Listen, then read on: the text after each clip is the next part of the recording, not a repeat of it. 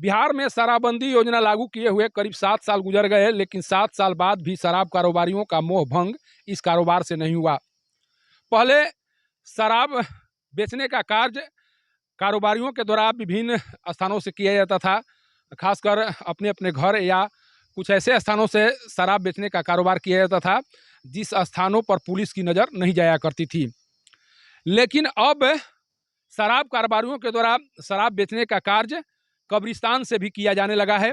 इसी तरह का एक मामला सासाराम के दक्षिणी भाग में स्थित एक कब्रिस्तान से सामने आया है, जहां एक कब्र से भारी मात्रा में शराब बरामद की गई है।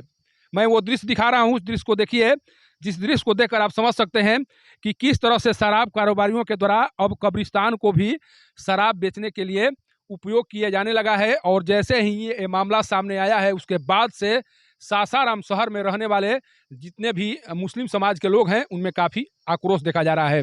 बताया जा रहा है कि मुस्लिम समाज के लोग एक व्यक्ति के जनाजे में भाग लेने के लिए इस कब्रिस्तान में पहुंचे हुए थे, लेकिन इसी क्रम में उनकी निगाहें एक क्षतिग्रस्त कब्र पर पड़ी, जिसके बाद उनके द्वारा यह जानने का प्रयास किया जाने लगा कि आखिर ये कब्रिस्तान क्षतिग्रस्त क्यों है। इसी क्रम में पता चला कि इसमें भारी मात्रा में शराब रखी हुई है।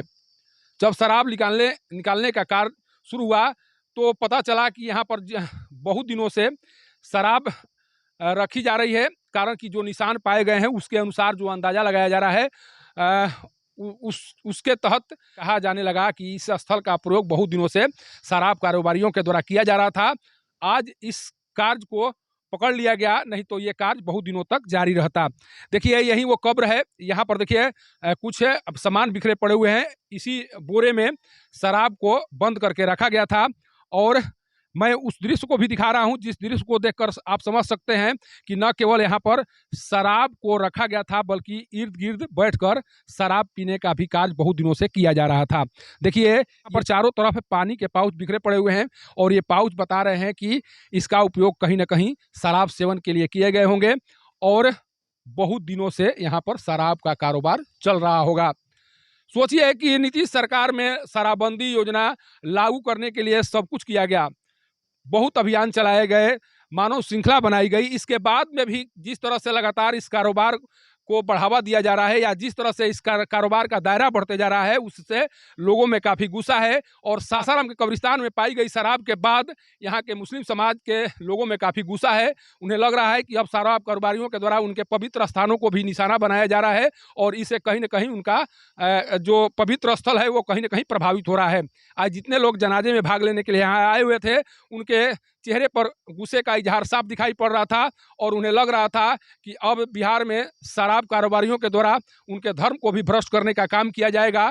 कारण कि जब कब्रिस्तान, मस्जिद, मंदिर आदि स्थानों पर शराब पकड़ी जाने लगे तो सोचिए कि पुलिस के स्तर से किस तरह की कार्रवाई की जा रही है और पुलिस किस तरह से शराब कारोबारियों पर अपना नियंत्रण बनाई हुई है। अगर इस तरह के कार्य अगर होते हुए दिखाई पड़ रहे हैं तो कहीं ना कहीं पुलिस की नाकामी मानी जाएगी और पुलिस के नाकामी के कारण आज जितने भी शराब तस्कर हैं वो पवित्र स्थानों को भी शराब कारोबार का अड्डा बनाना शुरू कर दिए हैं। आने वाले दिनों में मंदिर, मस्जिद में भी शराब पकड़ी जाएगी और लोग चाहकर भी इन शराब तस्करों के विरुद्ध कोई कार्रवाई नहीं कर पाएंगे। कारण कि जब पुलिसकर्मियों के द्वारा शराब तस्करों को संरक्षण दिया जाएगा तो लोग चाहकर भी उनके विरुद्ध कोई कार्रवाई नहीं कर पाएंगे। और आज जो शराब पकड़ी गई है उसका जीता जागता उदाहरण है। कारण कि सासाराम शहर से सटे हुए भाग में अगर बड़ी मात्रा में कब्रिस्तान से शराब पाई गई है तो आखिर पुलिस के द्वारा किस तरह से कार्य किया जा रहा था और पुलिस का ध्यान इस तरह से क्यों नहीं गया, ये सबसे बड़ा सवाल है। सासाराम के कब्रिस्तान से पब्लिक न्यूज़ के लिए सत्येंद्र चौबे की रिपोर्ट।